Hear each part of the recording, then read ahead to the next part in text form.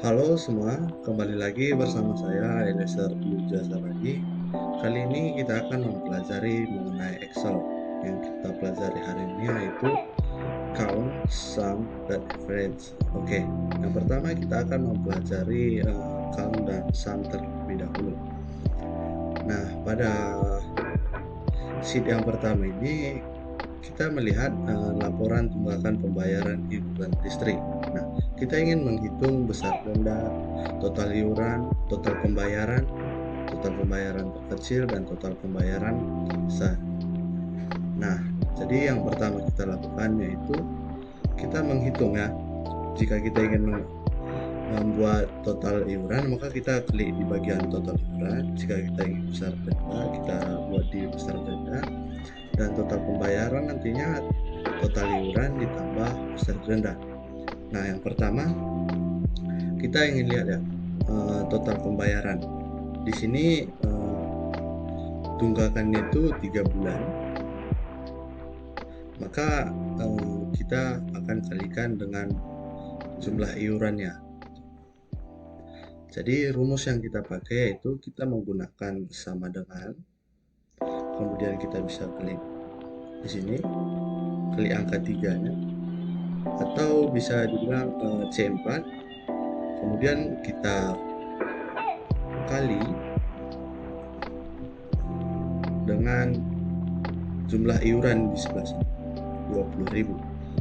Nah, kemudian kita enter, maka secara otomatis akan dikalikan secara otomatis jumlah iuran yang harus dibayar gitu ya. Kemudian untuk yang kedua juga sama, kita buat sama dengan, kemudian kita pilih 2, kemudian dikali dengan jumlah iurannya.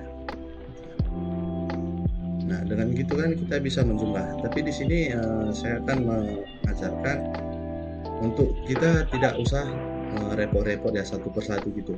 Ini kan jumlah datanya hanya sedikit. Bagaimana jika nanti ratusan ya? Maka kita tidak perlu melakukan hal itu. Jika kita sudah membuat satu, maka kita bisa menariknya dari atas. Nah, kita akan menggunakan rumus ini ke bawah. Kita gunakan yang di bagian sini. Nah, pastikan dia sudah menjadi tanda tambah hitam ini. Kemudian kita sorot ke bawah. Nah, kenapa ya angkanya berbeda gitu ya? Nah, di sini kita bisa lihat ya, harusnya dia dikali dengan 20.000 gitu. Tapi di sini rumusnya salah, dia menggunakan J5. Nah, caranya kita harus mengunci J4 yang kita gunakan, angka 20.000-nya itu. Caranya kita klik di bagian rumus yang pertama tadi, kemudian kita beri tanda dolar begini di antaranya. Nah, pastikan ya, di antara J sama 4 dan sininya ada tanda dolar. Caranya itu save angka 4 biasanya ya. Kemudian kita enter. Nah, kemudian kita tarik lagi. Nah, hasilnya akan sesuai gitu teman-teman. Nah, ketika sudah mendapat total iuran, sekarang kita masuk ke besar denda. Besar denda itu total iuran dikali 15%. Maka kita buat di bawah besar denda sama dengan total iuran dikali 15%. Nah, karena kita ingin menggunakan 15% ke bawahnya supaya tidak kejadian dengan yang sebelumnya, maka kita harus ingat menggunakan tanda dolar yang tadi. Ini fungsinya untuk mengunci rumus tersebut gitu. Kemudian kita enter, kemudian kita tarik saja ke bawah. Jadi kita tidak perlu repot-repot menjumlahkannya satu persatu. Bisa saja sih, tapi akan tidak efisien ya tentunya. Kemudian untuk total pembayaran di sini kita bisa menjumlah dari total iuran ditambah besar denda. Caranya itu sama dengan total iuran ditambah besar denda. Kemudian kita enter. Nah, di sini kita tidak perlu membuat eh, tanda dolar ya, kita bisa tarik langsung ke bawah dan secara otomatis dia akan tambahkan teman-teman. Kita juga bisa menggunakan zoom ya, kita bisa menggunakan zoom. Kita akan coba di sini, kita ke insert function, kemudian kita pilih zoom, kita oke. Kemudian kita sorot yang mau kita jumlahkan itu dari total iuran ke besar denda, kemudian kita enter. Nah, hasilnya sama teman-teman, kemudian kita tarik ke bawah dan bisa terjumlah secara otomatis. Nah, ini salah satu hal yang sangat menarik dari Excel ini. Kemudian banyak orang yang juga hampir sama dengan fungsi zoom. Kali ini kita akan menggunakan fungsi count. Kita bisa ke insert function, kemudian kita pilih count dan oke. Kemudian kita bisa pilih ya, banyak orang yang menunggak, kita blok saja, kita sorot semua, kemudian kita enter. Nah, jumlah yang menunggak itu 6 orang. Dan untuk total pembayaran terkecil, kita menggunakan min ya. Dalam Excel itu untuk total pembayaran terkecil kita menggunakan min. Kita bisa cari di insert function. Di sini saya sudah ada ya. Jika belum ada, teman-teman boleh klik sini, tulis min, maka nanti akan muncul gitu. Kemudian kita oke. Kita pilih. Kita kan ingin mencari total pembayaran terkecil. Jadi kita blok semua. Kemudian kita enter.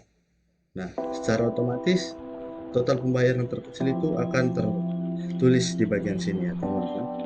Bisa kita lihat juga dalam tabelnya, dalam total pembayaran itu yang terkecil 23.000. Dan untuk total pembayaran terbesar, kita menggunakan rumus max.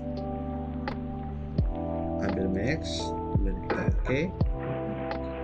Kemudian kita sorot lagi, kemudian kita enter.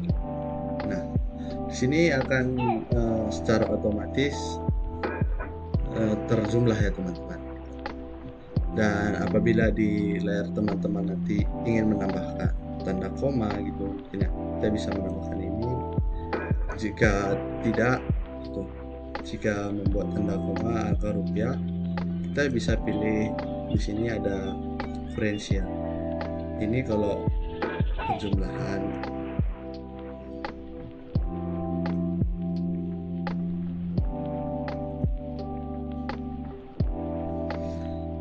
Oke, selanjutnya kita akan ke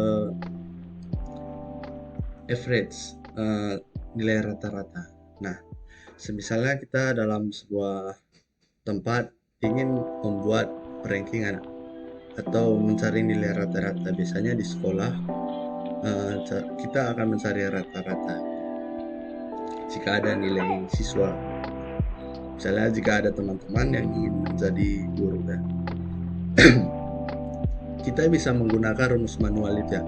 Kalau rumus manual itu jumlah semua ini kemudian dibagi banyaknya data gitu.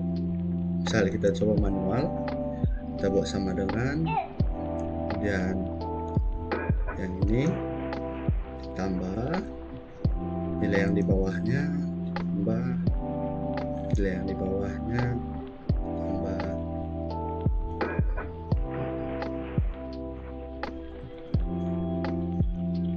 Kemudian kita tambahkan sampai habis.